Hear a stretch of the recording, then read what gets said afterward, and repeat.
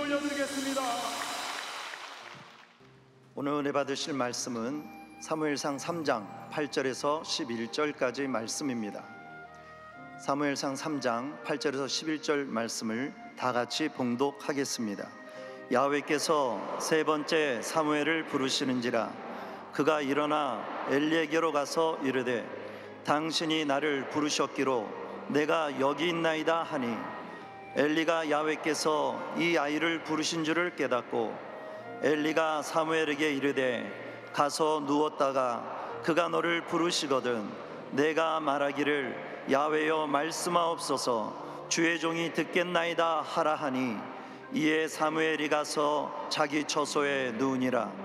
야훼께서 임하여 서서 전과 같이 사무엘아 사무엘아 부르시는지라 사무엘이 이르되 말씀하옵소서 주의 종이 듣겠나이다 하니 야훼께서 사무엘에게 이르시되 보라 내가 이스라엘 중에 한 일을 행하리니 그것을 듣는 자마다 두기가 울리리라. 아멘.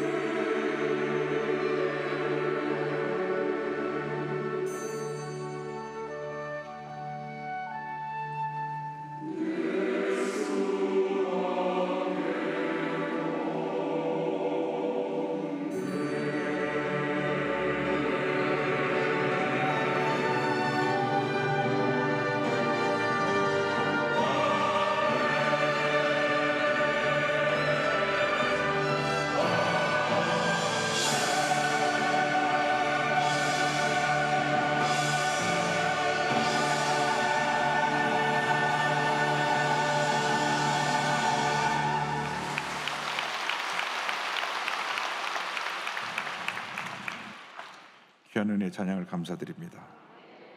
우리 삶에 오직 예수님밖에 없습니다. 할렐루야.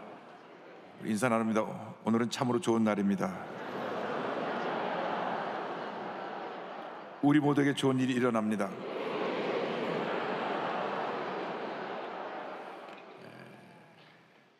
사무엘상 3장 8절 이하의 말씀을 가지고 주님 나를 부르실 때 이 어떤 제목으로 함께 은혜를 나누기 원합니다. 제목을 한번 크게 따라해 주시기 바랍니다. 주님 나를 부르실 때, 주님 나를 부르실 때.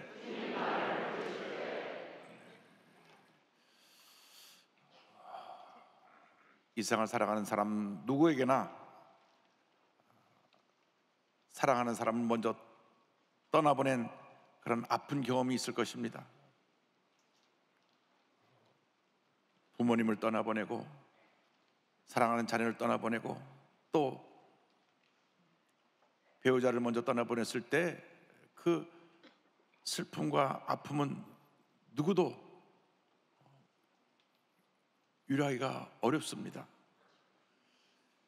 저희 교회가 서대문에 있을 때 1972년에 할아버님 종옥하셨는데 할아버지 사랑을 가장 많이 받던 우리 막내 삼촌이 장례식 때 아주 심히 통곡하며 울었습니다. 그러니까 구역 식구들이 그러지 말라고 말리니까 우리 작은아버님 이경준 목사님이 울게 두지 왜 말리냐고, 말리지 말라고. 여러분, 장례식 때 슬피 우는 사람 말리면 안 됩니다. 그 마음의 슬픔을 그때밖에 표현할 수 없어서 마지막으로 표현하는 것인데 그걸 옆에서 자기가 당한 장례식도 아닌데 그러지 말라고 말리면 장례를 치른 분 마음에 또 상처를 주는 것입니다. 이렇게 사람이 올 때는 순서가 있지만 갈 때는 순서가 없습니다. 누구든지 하나님 부르시면 가야 합니다. 그렇기 때문에 우리가 하루를 살아도 잘 살아야 합니다. 바르게 살아야 합니다. 의미 있게, 보람 있게, 행복하게 살아야 되는 것입니다. 과거에 매여서 평생 과거의 상처와 실패에 매여 있지 않게 되기를 바랍니다. 늘 과거에 붙잡혀서 우울하고 부정적이고 어두운 삶을 살아가는 사람들이 있습니다. 그러나 우리 예수를 믿는 사람은 예수를 믿는 그 순간 예수님에서 새로운 피조물이 된 것입니다. 새롭게 변화된 하나님의 자녀로 우리 삶이 바뀐 것입니다. 고린도후서 5장 10절을 말씀합니다. 그런즉 누구든지 그리스도 안에 있으면 새로운 피조물이라 이전 것은 지나갔으니 보라 새 것이 되었도다. 보라 새 것이 되었도다. 우리는 새로운 피조물이 되었습니다. 하나님의 자녀가 되었습니다. 과거 및 과거의 옷을 내던져 버리고 믿음으로 약속의 말씀 붙잡고 앞만 바라보고 나가는 여러 모두가 되시기를 주님의 이름으로 축원합니다. 오늘 말씀을 보면 사무엘을 부르신 하나님에 대한 말씀이 나옵니다. 하나님께서 어린 사무엘을 부르셨습니다. 언제 하나님께서 사무엘을 부르셨습니까? 사무엘상 3장 1절은 말씀합니다. 아이 사무엘이 엘리 앞에서 야훼를 섬길 때에는 야훼의 말씀이 희귀하여 이상이 흔히 보이지 않았더라. 하나님의 말씀이 희귀하여 이상이 흔히 보이지 않았을 때에 하나님께서 사무엘을 부르신 것입니다. 우리 삶에 위기가 다가올 때가 언제입니까? 하나님의 말씀이 희미하게 될 때, 하나님의 말씀이 잘 들리지 않을 때 우리 삶에 위기가 다가오는 것입니다. 문제가 다가오는 것입니다. 하나님의 말씀이 잘 들리지 않으니까 세상의 소리가 자꾸 크게 들려오고 부정 소리가 크게 들려와서 우리를 뒤흔들어 놓습니다. 이때가 바로 우리 삶에 문제가 다가올 때인 것입니다. 말씀을 보니까 말씀이 희귀하니까 이상이 보이지 않았다. 그러니까 하나님 말씀이 풍성할 때는 꿈과 이상, 비전이 저희들에게 보였는데 말씀이 희미하니까 꿈도 사라지고 희망도 사라졌다는 것을 말씀하고 있습니다. 하나님의 주신 꿈과 비전이 사라지니까 세상에 가져주는 염려, 근심, 걱정이 그들을 뒤덮게 되었습니다. 어둠의 소식에 마음을 뒤덮게 된 것입니다. 바로 이것이 우리들의 문제요, 우리에게 다가온 위기라는 것을 잊지 말아야 합니다. 이 같은 어둠의 시기가 다가온 이유 중에 하나가 영적 리더십이 무너진 데 있습니다. 당시 제사장이었던 엘리에게 두 아들이 있는데 이 두 아들이 망난입니다. 아주 문제가 많았습니다. 이스라엘의 지도자가 되는 제사장의 아들이었음에도 불구하고 전혀 신앙이 없었습니다. 성경은 행실이 나쁘고 하나님을 알지 못했다고 기록하고 있습니다. 사무엘상 2장 12절입니다. 엘리의 아들들은 행실이 나빠 야훼를 알지 못하더라. 그래서 엘리 아들들이 하나님께 드리는 제물을 함부로 손을 대고 회막에서 수용된 여인들을 괴롭혔습니다. 엘리 제사장이 그 아들들의 나쁜 행실에 대한 소문을 듣고 아들을 나무랍니다. 사무엘상 2장 23절로 25절입니다. 그들에게 이르되 너희가 어찌하여 이런 일을 하느냐? 내가 너희의 악행을 이 모든 백성에게서 듣노라. 내 아들들아, 그리하지 말라. 내가 들리는 소문이 좋지 아니하니라. 너희가 야훼의 백성으로 범죄하게 하는도다. 사람이 사람에게 범죄하면 하나님이 심판하시려니와 만일 사람이 야훼께 범죄하면 누가 그를 위하여 간구하겠느냐 하되 그들이 자기 아버지의 말을 듣지 아니하였으니 이는 야훼께서 그들을 죽이기로 뜻하셨음이더라. 엘리 제사장은 연로해서 아들들을 강하게 책망하고 행실을 바로잡지 못하고 그냥 말로만 그러지 말라, 소문이 안 좋다, 이 정도로 나무래고 말았습니다. 그런데 엘리의 두 아들은 그 얘기를 전혀 귀담아 듣지 않았습니다. 우리 모두가 하나님의 사람으로서 하나님의 음성 듣기를 사모해야 될 것입니다. 하나님의 음성을 들었을 때 즉시 잘못된 것을 회개하고 돌이켜 하나님 앞에 엎드려 기도하고 주님이 원하지 않는 잘못된 것을 내던져 버리고 바른 길로 걸어가는 우리 모두가 되어야 할 것입니다. 하나님께 인정받는 여러분 모두가 되시기를 주님의 이름으로 축원합니다. 하나님 앞에서 늘 자신을 살펴보고 하나님 앞에서 부끄러움이 없는 삶을 살아가는 여러분 되기를 주님의 이름으로 축원합니다. 성경은 둘째로 하나님 앞에서의 사모에 대해서 말씀합니다. 세상이 어둡고 하나님의 말씀이 잘 들리지 않고 사람들이 꿈과 비전을 상실했을 때에 하나님께서 기도의 사람 사무엘이라고 하는 희망의 등불을 켜십니다. 사무엘은 하나님의 은혜 가운데 날마다 그 믿음이 아름답게 성장했습니다. 사무엘상 2장 26절을 말씀합니다. 아이 사무엘이 점점 자라매 야훼와 사람들에게 은총을 더욱 받더라. 사무엘상 3장 19절입니다. 사무엘이 자라매 야훼께서 그와 함께 계셔서 그의 말이 하나도 땅에 떨어지지 않게 하시니 하나님의 은혜 가운데 그 날마다 믿음으로 잘 자라서 하나님 앞에서 사람 앞에서 인정받고 칭찬받는 귀한 하나님의 일꾼이 된 것입니다. 우리 모두가 예수 믿고 날마다 믿음이 성장해야 됩니다. 많은 사람들이 우리를 볼 때 우리를 보고 하나님께 영광을 돌리고 우리 하는 모든 행실을 통하여서 우리를 칭찬하고 우리를 존귀히 여기는 그러한 역사가 나타나야 되는 것입니다. 예수 믿는 사람들이 세상 사람들에게 손가락질을 당하고 비판을 받으면 안 됩니다. 우리들이 말과 행실이 하나님 앞에서 사람 앞에서 선한 영향을 끼치는 그런 모습이 될 때 하나님의 은혜가 임할 줄로 믿습니다. 엘리의 두 아들로 인해서 엘리의 리더십이 무너지고 사회가 어둠에 뒤덮였을 때에 하나님께서 사무엘이라고 하는 희망의 등불을 켜십니다. 시편 18편 28절에 이와 같은 말씀이 나옵니다. 주께서 나의 등불을 켜시며 야훼 내 하나님이 내 흑암을 밝히시리이다. 주님께서 우리를 뒤덮이니 흑암의 모든 권세를 이기게 하시기 위해서 우리 마음에 희망의 등불을 켜주시는 것입니다.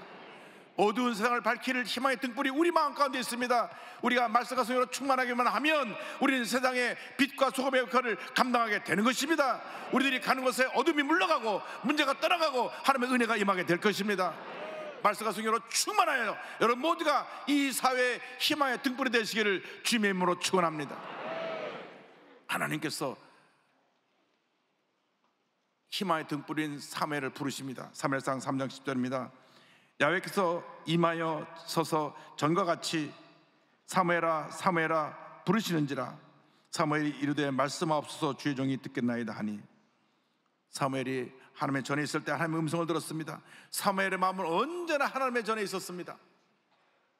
성경을 보니까 엘리가 자기 처소에서 잠을 잘 때 사무엘은 하나님의 전에 있었다고 말합니다.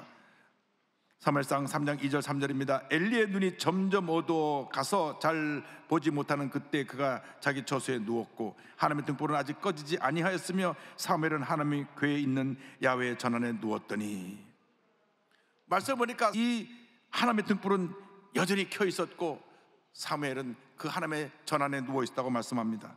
지금 여러분이 있는 자리가 어디입니까? 하나님이 거하시는 자리입니까? 하나님의 등불이 켜 있는 자리입니까? 아니면 죄의 유혹에 노출된 자리입니까? 언제나 우리가 어디 있는지 우리 자신을 살펴보아야 되는 것입니다. 하나님의 임재가 있는 그 자리에 여러분 있기를 주님의 이름으로 축원합니다. 이사야가 하나님의 전에 있을 때 환상을 보았습니다. 하나님 임재를 체험했습니다. 그때 자신의 죄가 보였습니다. 하나님 앞에 회개합니다. 이사야 6장 5절입니다. 그때 내가 말하되 화로다 나여 망하게 되었도다. 나는 입술이 부정한 사람이요 나는 입술이 부정한 백성 중에 거주하면서 만군의 야훼이신 왕을 배웠음이로다 하였더라. 이사야가 자기의 죄 허물을 보고 회개했을 때 하나님께서 그 죄를 사하여 주셨습니다. 이사야 6장 6절 7절입니다. 그때 그 서랍 중에 하나가 부젓가락으로 제단에서 잡은 바 핀 숯을 손에 가지고 내게로 날아와서 그것을 내 입술에 대며 이르되 보라 이것이 내 입에 닿았으니 내 죄악이 제하여졌고 내 죄가 사하여졌느니라 하더라. 늘 여하튼 주사면을 체험하는 여러분 되시기를 주님의 이름으로 축원합니다. 성경은 나아가서 사무엘에게 하나님의 뜻을 전하신 장면이 이어져 우리에게 말씀을 전해주고 있습니다. 하나님께서 사무엘에게 하나님의 뜻을 전하십니다. 이제 엘리의 집에 심판이 임할 것이다. 사무엘상 3장 12절입니다. 내가 엘리의 집에 대하여 말한 것을 처음부터 끝까지 그날에 그에게 다 이루리라. 영적 타락이 이스라엘에 큰 재난을 가져왔습니다. 재앙을 가져온 것입니다. 블레셋과의 전쟁에서 참패하고 그들이 가졌던 그 소중한 법궤도 빼앗기고 엘리의 두 아들 홈리와 비나스는 그 자리에서 죽고 말았습니다. 사무엘상 4장 10절 11절입니다. 블레셋 사람들이 쳤더니 이스라엘이 피하여 각기 장막으로 도망하였고 살육이 심히 커서 이스라엘 보병이 엎드러진 자가 3만 명이었으며 하나님께는 빼앗겼고 엘리의 두 아들 홈리와 비나스는 죽임을 당하였더라. 이 소식을 듣고 그 아버지가 충격을 받아서 엘리상이 뒤로 넘어 목이 부러져 죽고 그 며느리도 애를 낳다가 충격을 받고 죽었습니다. 얼마나 큰 벽인지 말로 할 수가 없습니다. 사무엘상 4장 18절 이하는 설명합니다. 하나님의 궤를 말할 때 궤를 빼앗겼다는 것을 보고할 때 엘리가 자기의 의자에서 뒤로 넘어져 문 곁에서 목이 부러져 죽었으니 19절 이하의 같은 말씀이 나옵니다. 그의 며느리인 비느하스의 아내가 임신하여 해산 때가 가까웠더니 하나님의 궤를 빼앗긴 것과 그의 시아버지와 남편이 죽은 소식을 듣고 갑자기 아파서 몸을 굽으려 해산하고 죽어갈 때에 얼마나 큰 심판이 임했는지 모릅니다. 하나님의 심판은 엄미합니다. 하나님께서 경고하시고 또 경고하시고 경고하시다가 끝끝내 돌이키지 아니하시면 이와 같이 엄하게 심판하시는 것입니다. 하루아침에 엘리 지상의 두 아들 홈리와 비나스가 전쟁에서 죽임을 당하고 그 소리를 들은 아버지가 거꾸로져서 목이 부러 죽고 또 그 며느리인 비나스의 아내가 애를 낳다가 죽었습니다. 주님의 음성이 들려올 때 지금 회개하고 주님께 돌아오시길 바랍니다. 다시금 은혜를 회복하시기 바랍니다. 회개하고 돌아올 때 하나님의 큰 은혜와 축복이 우리에게 임하게 되는 것입니다.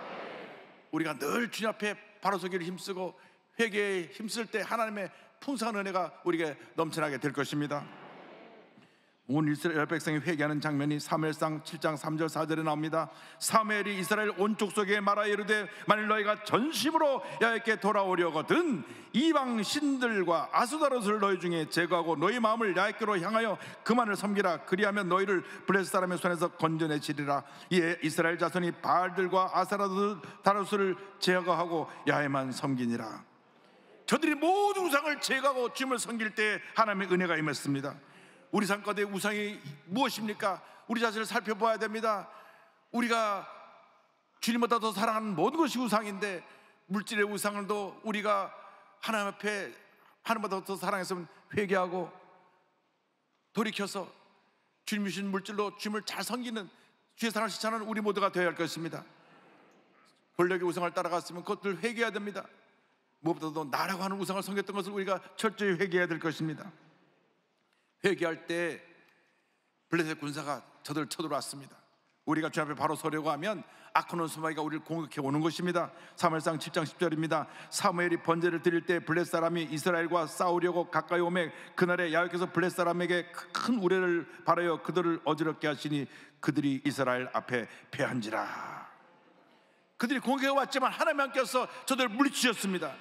하나님께서 우리가 주님 앞에 바로 서 있기만 하면 어떤 대적이 우리를 쳐더라도 그 모든 대적을 멸하시고 우리의 위대한 승리를 가다 줄 것입니다. 하나님 앞에 바로 서 있기만 하면 하나님께서 우리에게 복에 복을 더하여 주시는 것입니다. 영혼이 잘된 같이 범사가 잘되며 강건하게 되고 생명의 때 풍성하게 얻는 은혜를 우리에게 부어주시는 것입니다. 하나님은 언제나 하나님의 백성을 사랑하시고 돌보십니다. 블레셋이 패하고 난 후에 사무엘이 감사의 제단을 쌓았습니다. 사무엘상 7장 12절입니다. 사무엘이 돌을 취하여 미사와 센 사이에 세워 이르되 야훼께서 여기까지 우리를 도우셨다 하고 그 이름을 에베네셀이라 하니라. 여기까지 우리를 도우셨다, 여기까지 우리를 도우셨다. 어제도 도우신 하나님 지금도 도우시고 앞으로 도우실 것이다. 그 말씀이 바로 에베네셀입니다. 에베네셀, 하나님이 이스라엘과 함께 하셔서 이스라엘 백성이 하나님 앞에 바로 서서 기도하는 한 이스라엘 백성을 떠나지 아니하시고 은혜 주시고 기적을 베풀어 주시고 어떤 문제에서도 그들을 건져주시고 모든 대적에서 저들과 싸워 승리하게 만들어 주신 것입니다. 에베네셀, 하나님의 은혜를 날마다 체험하는 여러분 모두가 되기를 주님의 이름으로 축원합니다. 너무나 말할 수 없는 고난 속에서 주님을 붙잡고 주님의 인도하심으로 승리한 한 사모님의 간증을 함께 나누기 원합니다. 남편은 희귀난치성 질병으로 투병 중이시고 큰아들은 불안정을 앓고 있어서 그 집안에 그 고통과 어려움은 말로 다 표현할 수가 없습니다. 작은 교회 가난한 부교역자의 아내로 살면서 어떠한 어려움 속에서도 늘 웃음을 잃지 않고 행복한 삶을 살아가던 사모님에게 어느 날 갑자기 고난이 휘몰아쳐 옵니다. 그때 나이 31살, 결혼 5년 차였던 2001년도에 남편이 원인도 치료부터 알지 못하는 온몸이 바늘로 찌르는 것 같은 통증이 많은 병이 왔습니다. 섬유 근육 통증후군이라고 하는 희귀난치병입니다. 이것은 약도 없고 치료하는 방법도 없습니다. 여러분, 바늘로 손가락 끝에 잠깐 찔러도 아야 하는데 온몸을 바늘로 찌르는 것처럼 아프니 얼마나 고통스럽겠습니까? 너무 아파서 진통제를 먹는 것밖에는 다른 치료법이 없습니다. 그러니까 온몸이 막 바늘로 찌르는 것처럼 아프니까 교회에서 부교역자로 사역할 수 없잖아요. 사역을 하고 좀 쉬었다가 그래도 주의 종이니까 또 주임을 해야 되니까 또 다시 사역을 시작했다가 또 아프니까 또 쉬어야 되고 그렇게 사임했다 다시 일을 시작하고 그렇게 시간을 지난 가운데 본인이 주의 종이니까 내가 죽으면 죽으리다 하는 결단을 가지고 다시 교회를 시작하십니다. 2008년에 가정집에서 교회를 개척을 했습니다. 그런데 개척하고 나서 1년 지난 후에 초등학교 5학년이었던 큰아들이 갑자기 불안증을 앓기 시작해갖고 코피를 쏟고 다리의 통증과 어지러움을 호소합니다. 해가 지나도 아이가 낫지 않습니다. 그래서 결국은 학교를 그만두게 됩니다. 남편은 온몸이 통증을 아파서 그냥 알아서 며칠씩 누워있죠. 아들은 코피를 쏟고 불안증으로 고통스러워 하루하루 지나기 힘들죠. 본인도 그래서 우울증이 오기도 하고 하루하루 살아가는 게 얼마나 힘들었는지 통장은 늘 바닥이고 너무 극한 고난에 시달리자 하나님 앞에 울부짖어 기도했습니다. 하나님은 왜 나를 내버려 두시나요? 나는 완전 사막 한복판, 어쩌면 망망대해 한복판에 버려졌어요. 어떻게 헤쳐나가라고요? 한참 방언으로 울부짖으며 주님 앞에 기도하다가 잠시 숨을 고를 때 주님의 음성이 들려옵니다. 나는 너를 한순간도 내버려 둔 적이 없단다. 나는 너를 한순간도 내버려 둔 적이 없단다. 이때 주님의 음성을 꽉 붙들었습니다. 자기를 찾아서 귀한 말씀을 주신 하나님 은혜 감사해서 어제도 함께 하시고 오늘도 함께 하시고 내일도 함께 하실 하나님을 믿고 믿음으로 일어섰습니다. 주님이 함께 하시면 어떤 고난도 내가 하나님의 주신 은혜로 축복으로 받을 수 있다고 고난의 축복을 바라보며 믿음으로 나아갔습니다. 문제가 일어날 때마다 기도의 골방에서 하나님 앞에 울부짖어 기도했습니다. 기도하고 또 기도하고 기도하고 또 기도했더니 하나님께서 기적을 베풀어 주셔서 남편의 몸이 점점 좋아지게 하시고, 할렐루야.